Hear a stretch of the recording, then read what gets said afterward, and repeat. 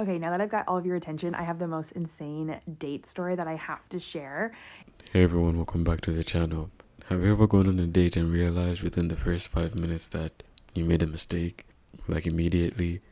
Like immediately you sit down, you already want to leave, but you're stuck there trying to be polite. And time starts moving so slowly, you start checking your phone, you start thinking of excuses, you start planning your escape. If you've ever been on a bad date, you already know the feeling that I'm talking about. So if you have a horror dating story, you're not alone. Because today, we're diving into some of the worst ones. Today we're talking about horror dating stories.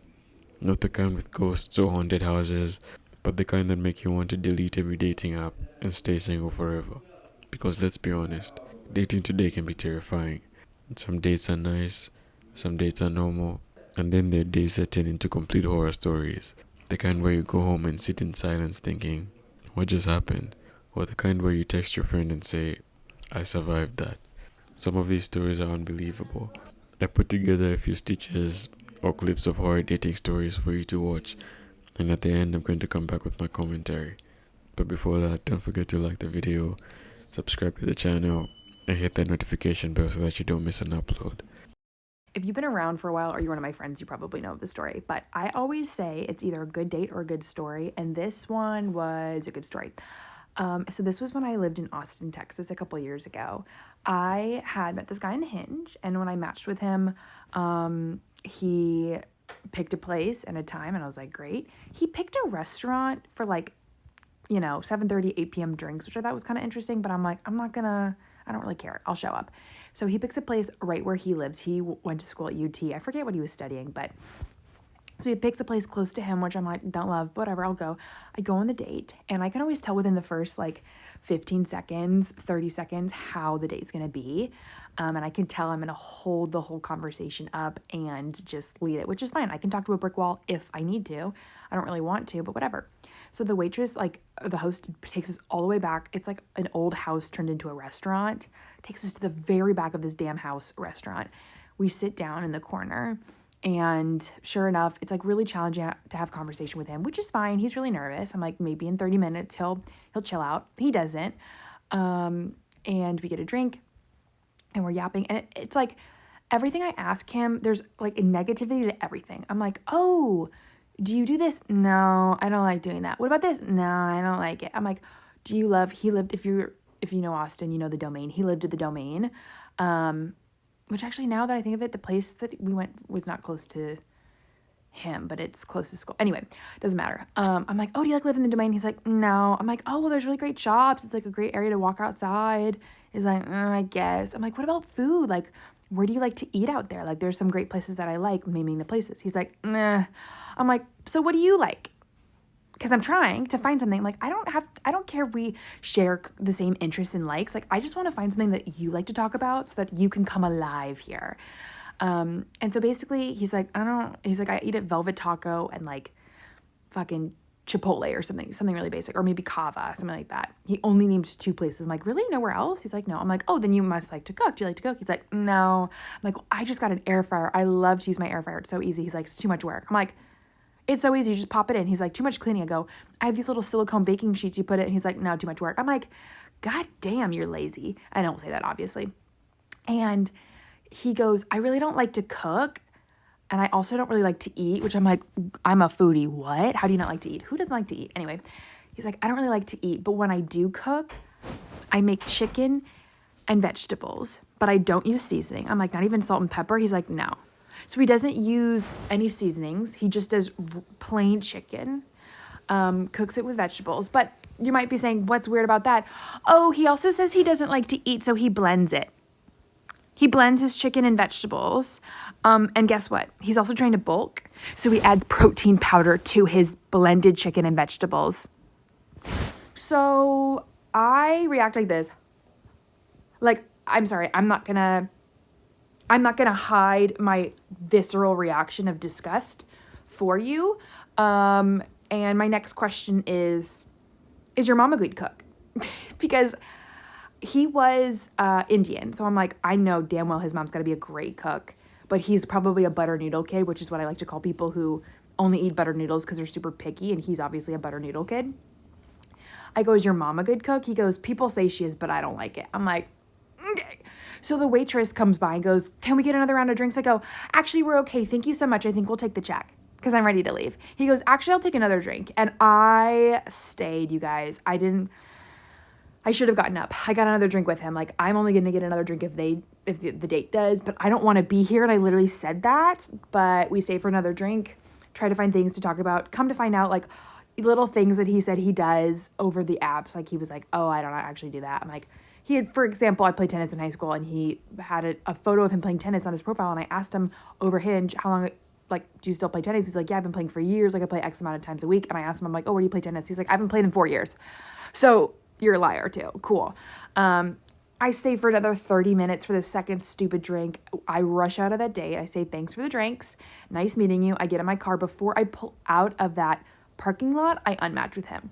So that was the time about how I went on a date with a man who blends chicken and vegetables and adds protein powder because he's trying to bulk. I'm so scared. Thank God I'm not single anymore. I fear I have a story time that's been brewing for years now, and I'm finally ready to tell it because this was the most insane first date I have ever gone on. So we'll start off. I matched with Homeboy on Hinge probably like 2.5 years ago. Yeah, he looked pretty fine. His profile was cool. He's like an anime illustrator and all of that. We had great conversation. He invited me out to a cabaret. One thing about me is I love the idea of a cabaret, never been to a cabaret. So the fact that he invited me to one, I was like, take my money. I'll pay for my ticket. Take me to the cabaret. I would love to see a cabaret in person. Fast forward to the date. He tells me where to meet him. I meet him there. I get there and I cannot find this man. And then I see someone that kind of resembles him, but I'm like, that's not him. Because in his profile pictures, he had a full-on beard. And this doesn't even look like a man.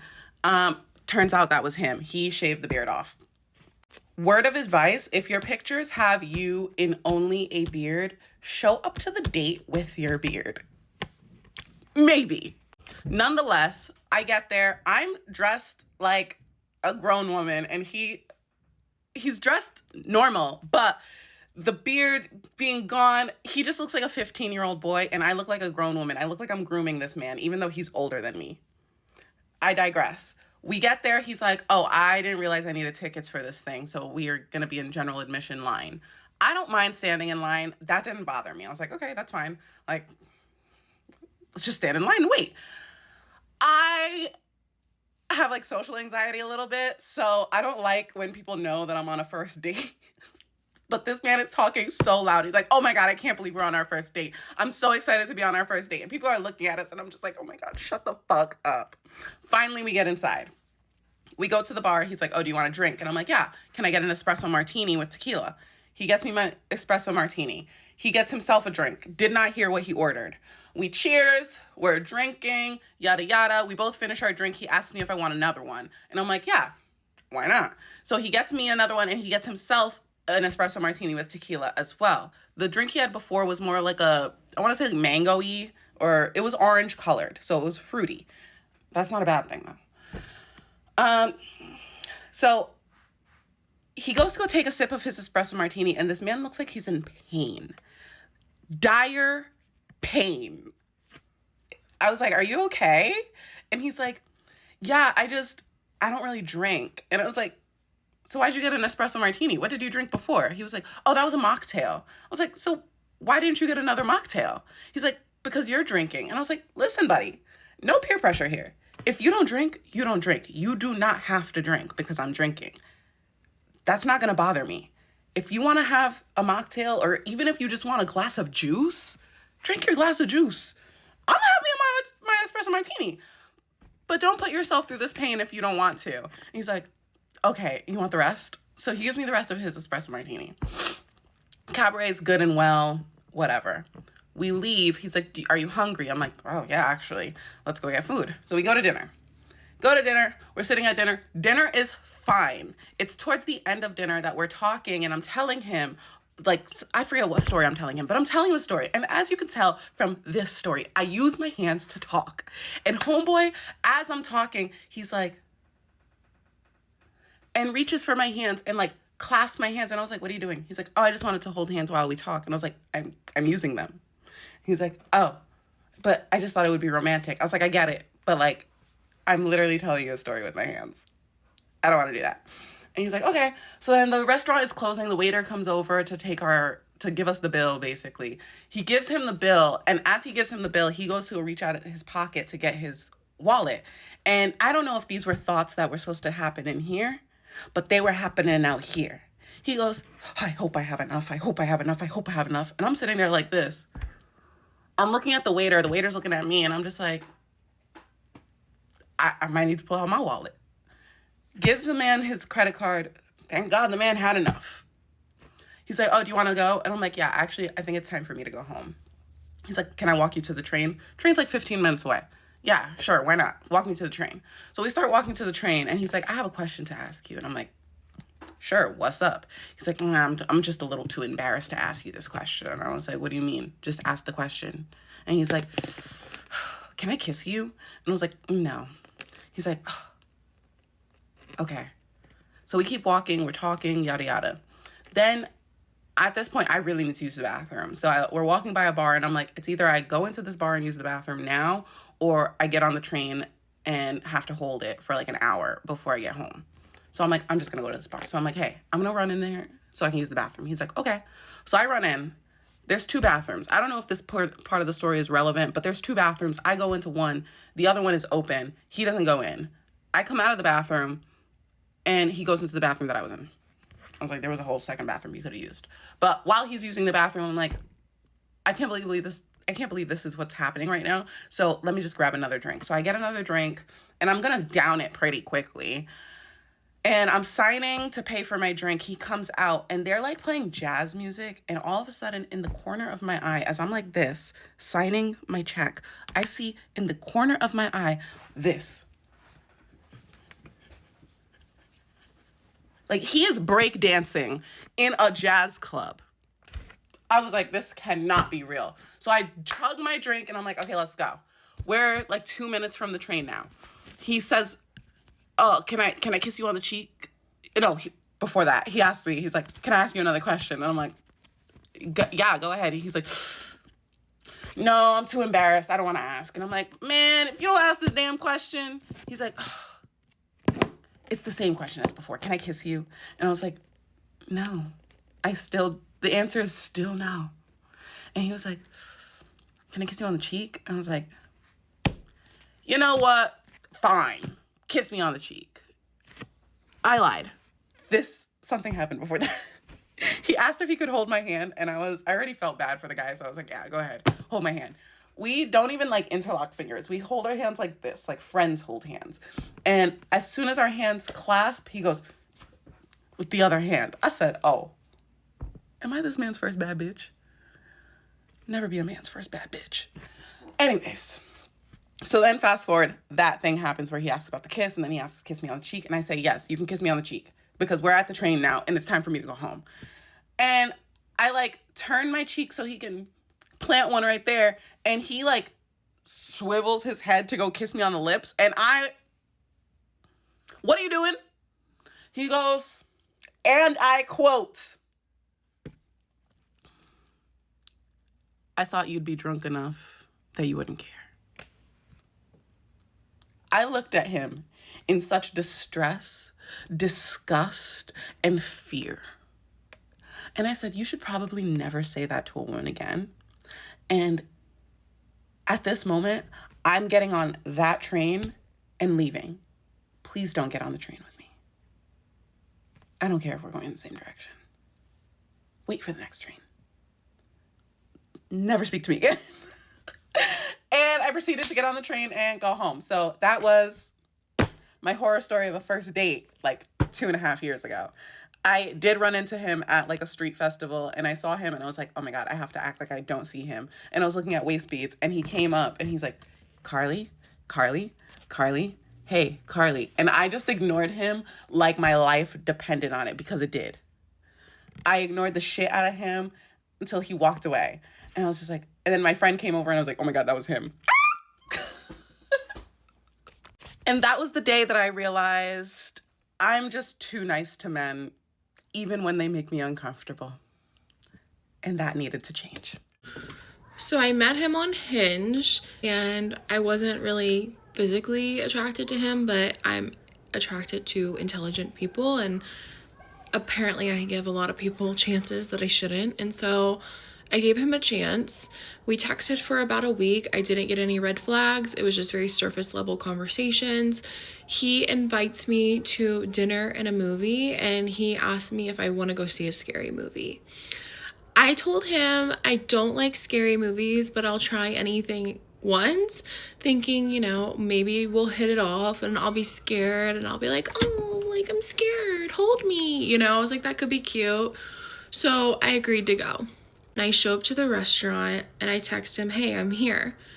I then noticed that he's backed in a parking spot near the entrance and was just like watching me drive in, which was weird to me because when I get to a restaurant and on a date, I just get out of my car and meet them at the front of the restaurant.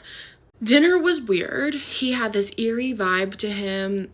We go to the movie theater and we're walking into the movie, and he stops me at the bottom of the steps before we go up and sit down, and he goes, did you say that you didn't like scary movies and you would try anything once? And I said, yeah. And he was like, that's so interesting that you say that, because do you want to know something I've always wanted to try? And I was like, thinking he was going to say something sexual. I don't know. He goes, I've always wanted to try to put my hands around a woman's neck and watch the life leave her eyes. I'm sorry, what? I could not believe what he just said to me. He wasn't like joking. It was dead serious. And I just was like, what? And we get to our seat, we sit down. I'm literally so anxious at this point. The previews start and they're like scary movie previews. So it's like scary murderers on the screen and I'm about to like flip out. So I just get up and I say, I'm sorry, I can't do this. And he said, were you upset by what I said? And I said, honestly, yeah, it made me very uncomfortable. He goes, oh, honey, I wasn't talking about you. I would never hurt you. I would probably just want to hurt, like, a homeless person.